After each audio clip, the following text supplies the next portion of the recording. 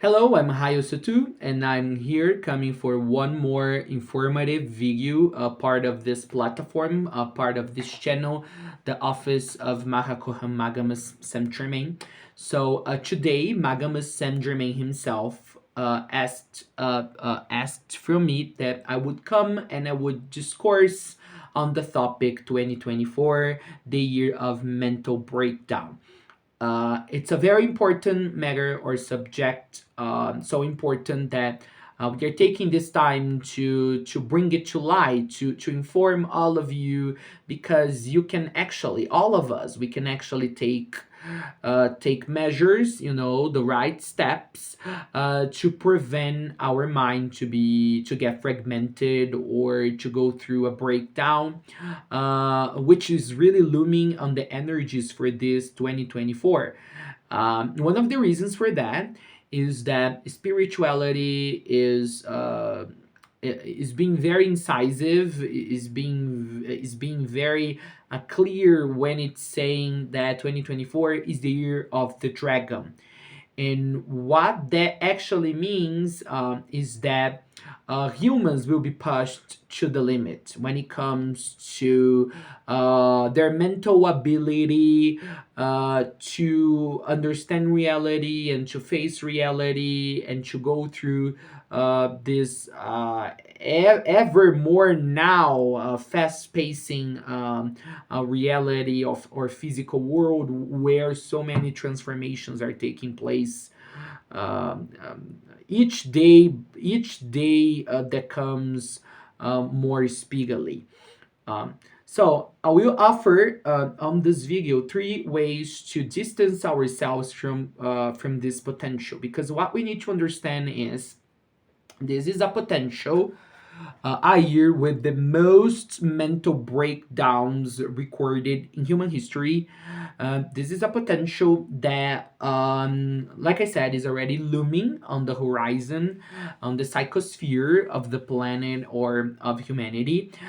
And the thing is, it's already very strong. Like, its pull is very strong. It's gonna be pulling so many humans into it. But once we become aware that it's already here, somewhere in some layer, we can make a conscious choice to prevent it, to repair it, or in the clearest of terms, to choose a higher potential. So that's what we want to focus on in this video. Some of you might get afraid that Hayosotu, imagine that if you were speaking to me, Hayosotu, I didn't have, this idea or the visualization of such potential in my mind before you brought it up. So now it's there in my consciousness. So now I could be ever more inclined to unconsciously starting to manifest it. But for the ones of you that think in such a manner, I want to bring relief to all of you by saying that we are not talking about something that it's not there and that ends up being there because we are discussing it.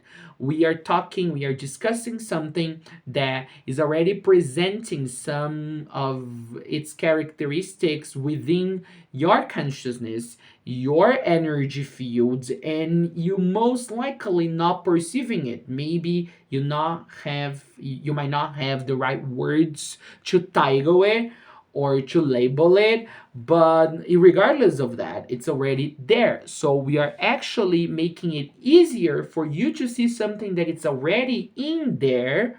So with the clarity of what it actually is, you can replace it with something better, with something that is for the betterment of your mental health. So the bottom line is, we are not implanting anything on you. We are talking of energies, of traits, of things, whatever you want to call it, that it's most probably already that it most probably has already made its way into your collective or to some part of your energetic field. So Let me present to you now the three things that you can make, the action steps that you can take to avoid a mental breakdown, which is gonna become the reality of most humans from 2024 onwards. First thing, familiarization with love. Becoming familiar with love, but going beyond the superfluous definitions of love, or the collective definitions of love, or the commonly accepted conceptions of love. By the way, for doing that, we before this video, I published another one titled "Love Triumphs Over All Other Energies," and that's a good way to kickstart that.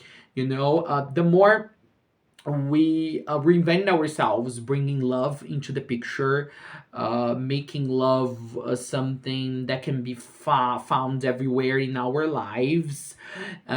We are making such a good to ourselves, to our psyche, to our immune system, to our body, to everything. So let's leave it at that. I'm not gonna comment much more on that. So familiarize yourself with love. Make it a goal to make 2024 the year of love for you to realize love and to be accepting of love, like true love, like real love, in all facets and in all areas and fields of your life. So this is a good way of counteracting this trend that is coming before or all over humanity of mental breakdowns. The second thing is like weekly checkups, or bi-monthly checkups of your energetic fields, and I will explain that not in depth, but like with more details right now. So most of us, we live hectic lives. We live very difficult lives, tumultuous lives, so we don't have time to do a personal checkup every single day. But so if that's your case, you can do it once a week. So choose a moment once a week, take from 15 to 20 minutes, and then mentally rewind how was your life in the past 7 days, or in the past 14, 15 days. So observe the dynamic of what went out of you and what arrived within you or in your life. By that I mean, become aware of what you gave to others or to the world during these past few days, and what you have received in response to all your efforts, or to all that you have worked through, or all that you have engaged with in the past few days.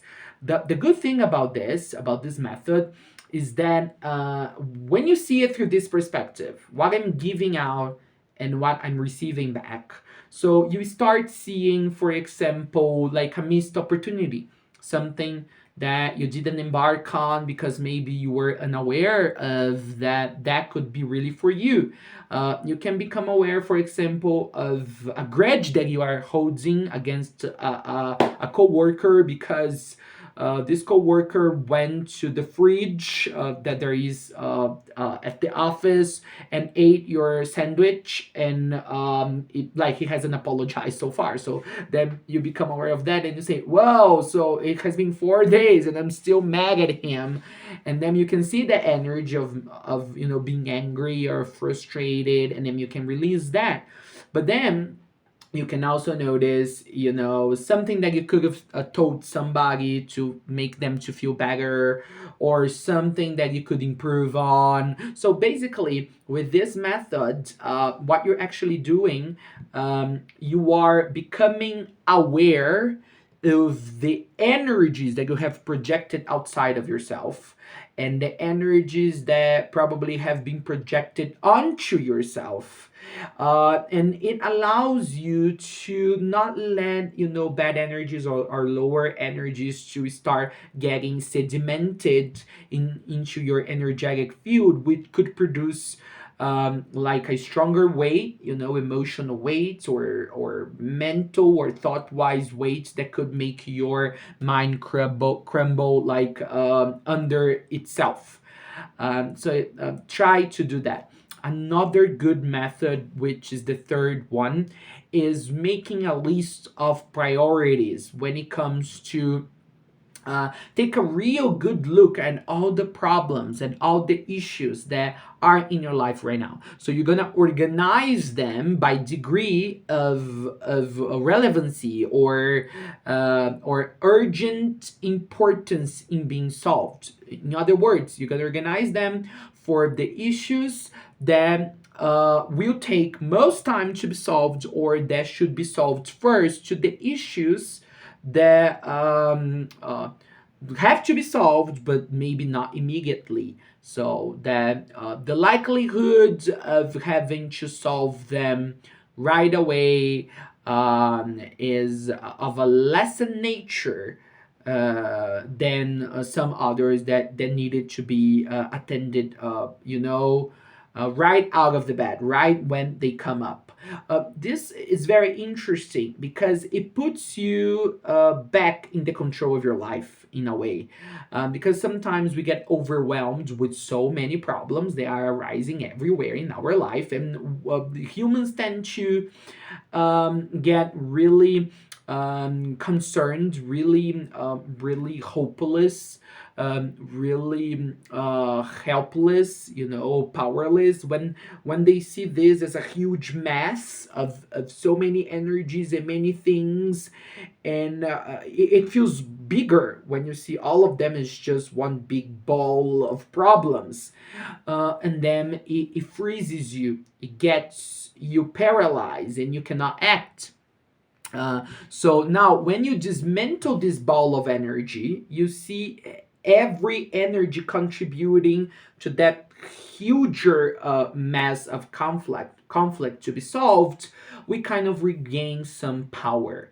Of course, it's a psychological trick, but nonetheless, a very advisable, very important, very efficient. Like, because in the moment that you are organizing this map of problems in your life, like, you're kind of putting yourself in the position of, if I could solve this, I would solve this one first, and that one second, and the other one thirdly, and so forth. So it feels like you're solving it, although most likely in practical terms you're not actually doing anything like to the finalization of that problem. But that's not the point here. It's just to soften the blow that your psychology, that your psyche receives when there are so many things going out of what you planned for yourself or for your life at this right moment in your incarnation. So, and you bring like a small window of relief. You're kind of taking some power back to yourself, and then once you have this small window of relief, it can become bigger and bigger. It's easier to enlarge this window to the point where you can see with clarity what should be the real action steps to remove some kind of issue, or probably entirely to out of your life and on its way to never returning it.